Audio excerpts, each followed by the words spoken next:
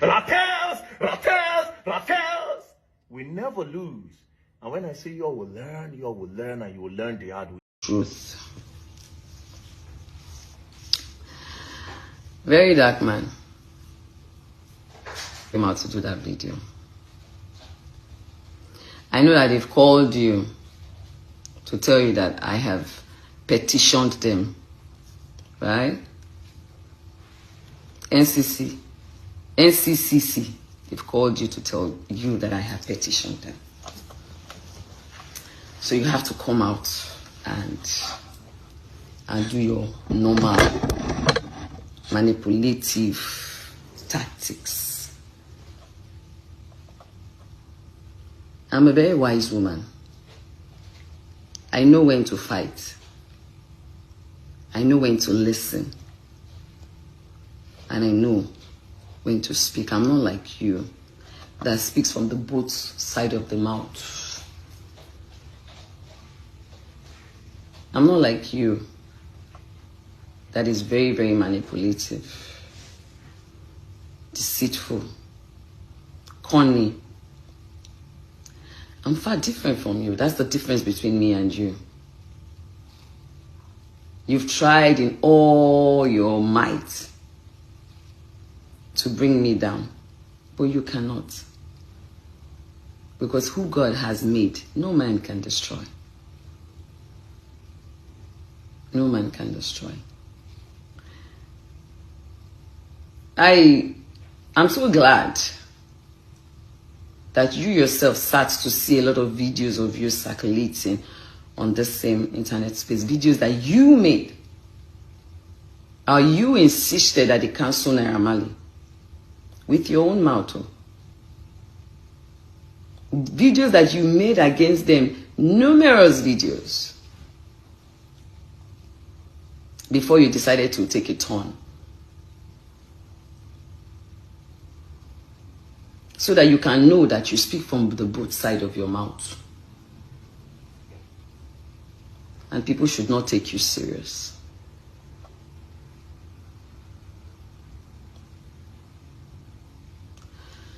Guys, let me go straight to it. So, yes, I was invited by the, police people? They call them the National Cyber Bullying stuff, right? And I was on my way to Tanzania for Priscilla's wedding when I was called upon. I saw the letter. I sent it to my lawyer. I put a call through. I sent a message that I'm not going to be around, but when I come back, I would honor their invitation. So I traveled, I came back. When I came back, they responded with a letter and asked me to pick a date. I picked the date. And we went, me and my lawyer, we got to Abuja. I didn't know why I was invited, but I had an idea. But I just didn't know which of it was, But later, I had an idea of why I was going there, so I went.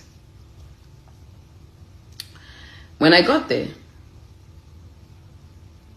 I met with Officer Suleiman. He was the one in charge of the case. I was also taken to see another senior officer, the lady. And Officer Suleiman took me in, and I was asked to write my statement. You know, when you want to first write statement, they will say you should write about when you were born, your this and that, your family, your address, your da-da-da-da. I wrote. When I was done, they asked me that what's my relationship with Naira Marley. That what exactly did Naira Marley do to me? I said, Naira Marley, I don't understand. He said, yes, now that Naira Marley is the one that wrote the petition. That, I should also explain my own side of the story. So I started explaining my side of the story. I talked about, yes, I used to promote Naira Marley's song through my TikTok video. I've never met Naira Marley before. which I thank God that when he came eventually, and I asked him before those police people, have you ever seen me before? He said no. So let me go back. So yes, I said, I used to promote a song until when Mohbad died. I was in America. How they even buried him was the first heartache for me when his neck was broken. I think I was on my way back to Nigeria. I came back, I went to Abuja. And then I saw a video, a Snapchat of Naira Marley coming to dance, you know. At that time, fingers were already pointing towards his direction. A lot of videos started coming out. I was angry, like, guy, this is not the time for you to be dancing when one of your person, whether the guy is still under your record label or he's not under your record label anymore, at least he was part of you people on Snapchat. And I was like, then Sam Larry also, you know, did one video, was saying, you know, later deleted the video, but obviously the video had circulated, you know, something like where Oku can sorrow, you know, that kind of thing. Like, you know, when somebody's dead, the dead cannot speak, you know, then he later deleted it. I was like, Then videos started coming out about how he went to Naira Marley's house with some of his friends to say he didn't want to work with their manager anymore. How, you know, they were beaten. He landed in the hospital. We saw the bruises. He said, if anything happened to me, you know, they should hold Naira Marley. How there was so many videos just flying around. Until when I now saw Sam Larry's video. When Zlatan and Mohbad were having a video shoot, and he came in with some boys. They were holding weapon. They were holding something like looked like a weapon, and I was like, So this thing is true. And as a concerned citizen, as a mother, I don't think I was the only one that was pained. Because if I was the only one that was pained when we did the candle night, I don't think the whole world would have done that, the candle nights that he did for Mohbad. We all came out. And I used my platform. Because a lot of narratives were flowing during that time. We had the narrative of the friend, you know, they say they acting with ring. We had another narrative, you understand, about so many things. And then when Sam Larry's voice came out where he said, what he basing? What he basing means that they have buried him. All stations settled. I said, I don't want to believe. But with all these things that are going on, it's very glaring that Sam Larry bullied Mohbad. And what we saw in happened in Naira Marley's house, where he was beaten, his neck, he had a teeth bite and all that. Then Naira Marley bullied Mohbad. And I was angry. Now what you see will definitely bring a reaction. What you don't see might not bring a reaction. So we did not see how he actually died. We only knew a nurse gave him injection, blah, blah, blah. You understand? So definitely we need to find out exactly what happened in that house. Even though me and some of we concerned people are angry with all the videos that we were seeing about the bullying. And he also wrote a petition. And he sang it in his songs. And he wrote it on Twitter. He put it there on Twitter. The Twitters are there. Internet never forgets. It's not like we just saw only those videos. Though. When Mohbad was alive, he put them on Twitter. He did videos mentioning Naira Marley's name, the Malian's name, and Sam Larry's name. They are there. So that is one thing. I said the other one was to find out exactly what happened in the last few hours before he died. I'm not a police officer. That is not my job to do. It's a murder case, and we must allow the right authorities to do that. So what did I do? I took my foundation up. The day I came out to do the first video, already I contacted my lawyer. And I, said, I have a foundation. My foundation fights for things like this. So I took up that duty. Do you understand? To write to all the right authorities. And one of the first things I pushed for was for his body to be exhumed so that an autopsy can be carried out, so that we can know exactly what killed him. Number 2 was to revisit all those that bullied him. And this is not just him saying I was bullied. We saw videos of bruises on his body. We saw when Sam Larry came in to say, oh, Nikurumbi Bailini. And after that, we saw a video of bruises on his head. And someone said, see what Sam Larry did to Mohbad.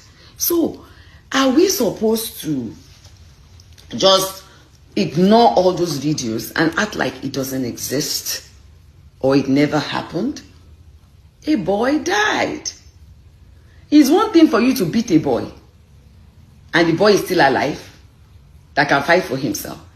And it's another thing for you to beat a boy and a few months later the boy is dead and this video comes out. You will, any sane country would want to visit it. Except you people are telling me that bullying is okay. That was the second thing. The third one was so that he gets a befitting burial. Because myself and a lot of people were concerned about the way he was buried. His neck was broken. And so I wanted them to make sure that he gets a befitting burial. The fourth was that he was crying when he was alive, that his royalty was not given to him. So I also wanted the government to look into it, to help see that his royalty can be gotten and given to his family. At least he has a father, a mother, a son, and a wife. I don't know whether these things I did were wrong. That was what truly happened. So, I'm still coming back. Oh, let me finish. So they asked me to write everything I know down, and I wrote. Then they brought out a video. A 3-second video of where I said, Naira Marley, this is not London, where you think you can do and get away with anything. They said I accused him of murdering Mohbad. I said no. I said this is a 3 seconds video.